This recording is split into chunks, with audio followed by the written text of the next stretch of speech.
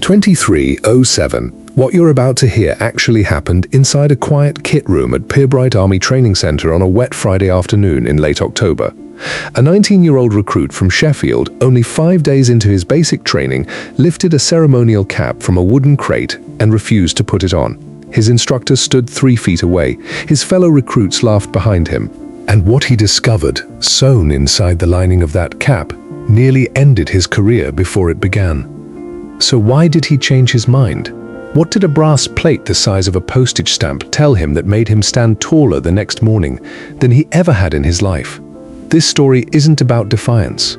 It's about the moment a young man learned that tradition only earns its weight when those who carry it understand its cost. Watch closely, because what he found in that cap is something most people who see a royal guard will never know exists. Now, before we go any further, hit that subscribe button and drop a comment telling us where in the world you're watching from. We read every single one. Now, without further ado, let's get into it. The late October air in Surrey had that particular English quality, grey from the moment the sun came up, never quite committing to rain, but never letting you forget it might. The kind of cold that found its way through wool and webbing and settled somewhere behind the collarbone. Pirbright Army Training Center sat in its low spread of red brick blocks and weathered parade squares, the Union flag above the headquarters building soaked through and clinging to its pole. Inside the main accommodation lines, recruits moved between bunks and corridors with the awkward precision of men still learning how to march in a hallway.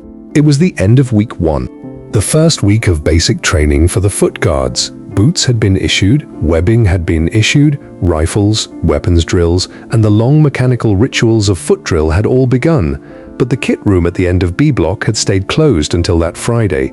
The kit room was where the ceremonial side of the regiment lived, wool tunics on padded hangers, white buff leather belts coiled in cotton bags, brass fittings polished to a high mirror finish, each one tagged with a regimental number. And along the back wall, beneath a low fluorescent strip that buzzed faintly, sat a long row of wooden crates.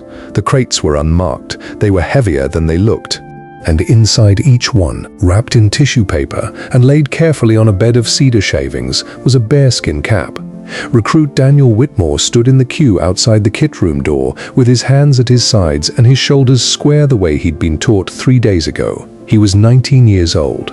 He was 5'11", lean from a childhood of cycling up Sheffield Hills, with dark hair cropped close to the scalp and the pale, freckled skin of a boy who'd grown up under cloudy skies. His mother had raised him alone in a 2-bedroom flat on a council estate in the south of the city. She had worked in a primary school canteen during the week and volunteered 3 Saturdays a month at a small wildlife rescue in the Peak District. She had died 2 years ago when Daniel was 17, after a long illness that had taken the color out of her face long before it took her breath. He had enlisted 6 months after the funeral. His grandmother, who lived in the same flat now and watched over him from a distance, had cried when he signed the papers. She hadn't tried to stop him. Daniel had wanted the foot guards specifically. He wasn't sure why at first. He thought it was the uniform, the cleanness of it, the order, the promise that if you stood still long enough and did the work right, you would mean something. Behind him in the queue stood Private Callum Burke. Burke was 18, from Manchester, broader across the shoulders than Daniel and louder in every way. He had been the loudest recruit in the section since the first morning of training. He was the kind of lad who treated everything serious as if it might be a prank he could ruin. He leaned forward now, close enough that Daniel could smell the rain on his collar. "You ready for the dressing up box, Whitmore?" Burke said, grinning. "They're going to make us look like a Christmas window in Harrods." Daniel didn't answer. He had learned in 5 days that Burke wanted a reaction and would settle for any reaction at all. The kit room door opened and Quartermaster Sergeant Margaret Halloway stepped out into the corridor with a clipboard tucked under one arm. She was in her early 50s, short, with iron gray hair pinned tight at the back of her head, and a face that had seen every recruit who had passed through this corridor for the last 18 years. She had been a Royal Logistic Corps quartermaster before she had taken the post at Pirbright, and she carried herself with the quiet authority of a woman who had outlasted 3 different commanding officers and could find any piece of kit in the building blindfolded. She looked at the queue, ticked something on the clipboard, and gestured to the first two recruits. Whitmore, Burke. Ian Daniels stepped forward. Burke followed half a pace behind, still grinning. The kit room was warmer than the corridor. The smell hit Daniel first, a deep mix of cedar wool, leather polish, and something else underneath it that he couldn't immediately name. Something animal, something old. The fluorescent strip above the back wall buzzed faintly. Sergeant Halloway closed the door behind them and walked to the long counter that ran the length of the room. She set the clipboard down and looked at both of them over the rim of her glasses. "Right," she said. "Today you receive your ceremonial issue. You will not wear this kit for several weeks. You will not handle it casually. You will not lay it on the floor. Today you will see it, you will sign for it, and you will learn how to carry it. Whitmore, you first?" Daniel stepped up to the counter. Halloway moved down the row of wooden crates along the back wall, stopped at one near the middle, and lifted the lid. The cedar shavings shifted. She reached inside with both hands and lifted out the bearskin cap, holding it the way a person might hold a sleeping child. She set it on a square of dark blue felt in front of Daniel and stepped back. Daniel looked at it. From a distance, in photographs, in the postcards his grandmother sometimes sent from Buckingham Palace days out, she'd never actually been on. The bearskin cap looked like a tall black cylinder, a piece of theatre, a shape from a toy soldier. Up close, it was something else entirely. It was 18 inches tall. The fur was deep, layered, black, with a slight brown undertone near the base. It wasn't smooth like he'd assumed. It moved. Each strand sat slightly apart from the next, the way real fur does when it has been brushed but not pressed. There was a slight sheen across the top where the light caught it. The chin strap was gold-colored chain, heavier than it looked. The whole cap, Daniel would later learn, weighed close to 1.5 pounds. He reached out. His fingers stopped about 3 inches from the surface. He didn't know why they stopped. He looked at his own hand, hovering in the air between his body and the cap, and felt something in his chest go strange and tight. Behind him, Burke leaned forward over the counter and let out a low whistle. "Bloody hell," Burke said. "That's a proper hat. That looks like someone shot a wolf." Halloway said nothing. She was watching Daniel. Daniel lowered his hand and touched the fur. It was warm. That was the first thing. It was warm the way a living thing is warm, even though he knew that was impossible, that it was only because the kit room was heated and the wool of the lining had absorbed that heat. His fingers sank into the fur, up to the second knuckle, and met something firm underneath, a kind of dense matted base where the hairs were rooted. He felt the individual strands move under his hand. He pulled his hand back. He pulled it back fast enough that Burke noticed and laughed. "What's the matter, Whitmore?" Burke said. Scared of a hat, Daniel didn't answer. He looked at Halloway. She was still watching him, her face unreadable, the clipboard forgotten on the counter beside her. He swallowed. He said, "Sergeant, this is real fur." He hadn't meant it to come out as a question, but it had. Halloway nodded once, slowly. "Yes, Whitmore, it is. What kind?" Canadian black bear, the fluorescent strip buzzed. Daniel looked back down at the cap. His hand was hanging at his side now, and he didn't know what to do with it. He could feel Burke's eyes on him. He could feel Halloway's eyes on him. He could feel something else too, something rising up from a place he had thought he'd put away 2 years ago in a crematorium chapel in Sheffield with rain on the windows. "I didn't know," Daniel said. His voice came out quieter than he wanted. "I thought it was. I thought they made it from synthetic. I thought." He stopped. He looked at the cap. The black fur sat perfectly still on the blue felt, and he could see now, looking at it properly, that no machine had made this. No factory had stitched these strands one by one into a base. This had been alive. Burke made a noise that was halfway between a laugh and a scoff. "Mate," Burke said. "What did you think it was? Have you never seen a documentary?" Burke, Halloway said without looking at him. "Outside, wait in the corridor." Burke opened his mouth. "Now private." Burke went. The door closed behind him. Daniel and Halloway stood alone in the warm, cedar-smelling room with the cap on the counter between them. Halloway didn't speak straight away. She moved instead. She walked to the end of the counter, lifted a low wooden stool, carried it over, and set it down on Daniel's side of the counter. "Sit," she said. Daniel sat. He didn't want to sit. He wanted to stand at attention and pretend none of this was happening, but she had said it the way you said it to a horse that was about to bolt, and so he sat. She leaned against the counter beside him and looked at the cap. She didn't look at him. That was the kindness in it. "Take your time, Whitmore," she said. "You're not the first." He stared down at his boots. The boots had been polished last night for an hour. He could see his own face in the toe caps if he looked hard enough. He didn't look. "My mum," he said. He stopped. He hadn't meant to say it. He didn't say my mum to people. He hadn't said my mum out loud since the funeral. "Go on," Holloway said. "She did wildlife rescue," Daniel said. "Up in the peaks. She was a volunteer. Foxes mostly, sometimes birds. There was a barn owl once that had broken its wing on a fence wire, and she sat with it for 2 nights in the airing cupboard until the vet could see it." Holloway nodded. She still didn't look at him. She had this rule, Daniel said. The words were coming now whether he wanted them to or not. "She used to say it to me when I was little," she said. "Animals don't owe us anything. We owe them. We owe them dignity. We owe them not pretending they're not real." He swallowed. The fluorescent strip buzzed. "She died 2 years ago," Daniel said. "She had cancer. It took a long time. I joined up 6 months after the funeral. I wanted." He stopped. He didn't know what he wanted. He had thought he wanted to mean something. He had thought he wanted the uniform. He had thought the uniform was clean. And now there was a bear on the counter in front of him. And his mother's voice was somewhere in the back of his head, saying, "We owe them, not pretending they're not real." And he didn't know what to do with his hands. Holloway let the silence sit. She let it sit for a long time. Long enough that Daniel started to think she'd forgotten he was there. Then she pushed herself off the counter and walked to a low cupboard at the far end of the kit room. She unlocked it with a key from her belt. She came back carrying a leather-bound book about the size of a hymnal.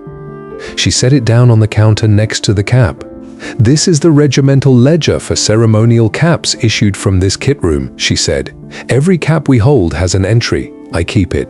The quartermaster before me kept it. The quartermaster before her kept it. It goes back to 1986, when this particular set of records started." She opened the ledger. The pages inside were lined. Each line had a number, a date, a place name, and a signature. Daniel looked. He didn't understand what he was looking at. Holloway tapped one line with her finger. "This cap," she said, "the one in front of you. It was issued to this kit room in March of last year. Before that, it was held in central regimental stores for 3 years. Before that," she turned to the inside front cover of the ledger and slid out a small index card. "Before that, the pelt came from a black bear that was culled in Manitoba, Canada, in November 2019. The bear was an adult male. It was taken under the licensed annual cull that the Canadian provincial authorities run every year to manage the bear population. The Ministry of Defence purchases the pelts from that cull. It is the only source. We do not breed bears. We do not hunt bears for this purpose. We take what the cull would have produced anyway." She paused. She looked at Daniel for the first time since he'd sat down. "If we didn't buy the pelt, Whitmore, the bear would still have been culled. The pelt would have been sold to a furrier or burned. We buy it, we treat it, we turn it into this." She gestured at the cap. "And then we keep it for as long as we possibly can. The average cap in our stores is between 30 and 70 years old. Some of the ones in the Regimental Museum are over 100. We do not replace them unless they are physically destroyed. Every cap is logged, repaired, restored, and passed on." She closed the ledger. "Now," she said, "I want to show you one more thing." She picked the cap up. She held it with both hands the way she had when she'd taken it out of the crate, and she turned it slowly upside down so that the black fur was facing the felt and the inside lining was facing up. The lining was dark green, quilted, with a leather sweatband around the rim, and sewn into the back of the sweatband, just behind where the wearer's head would sit, was a small brass plate. The plate was about the size of a postage stamp. It was engraved. Holloway held the cap steady so Daniel could read it.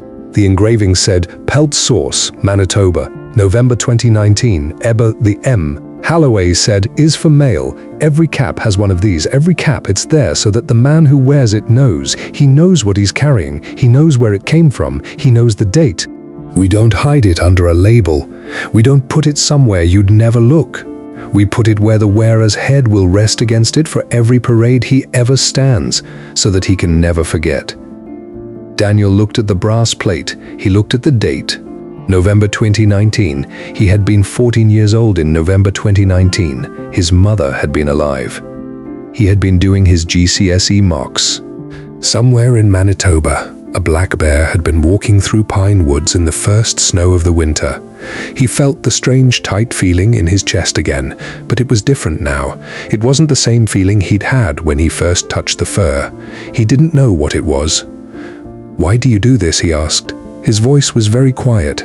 Holloway set the cap down gently on the felt, right side up. "Why do we keep the ledger, or why do we wear the cap?" "Both," she thought about it. She wasn't a woman who answered fast.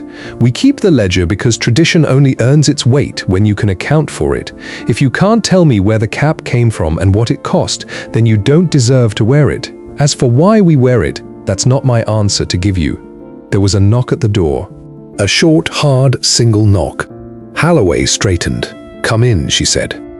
The door opened. The man who stepped into the kit room was in his late 40s. He was not tall, no more than 5'8", but he carried himself like a man who had never in his life needed to be taller than he was. He wore the working dress uniform of a color sergeant, the 4 chevrons and crown on his upper sleeve crisp against the dark green. His face was weathered the way faces get from 22 years of standing outside in every kind of weather England can produce, and from a posting to Belize in the early 2000s that had left a permanent tan along the back of his neck. His name was Eamon Doyle.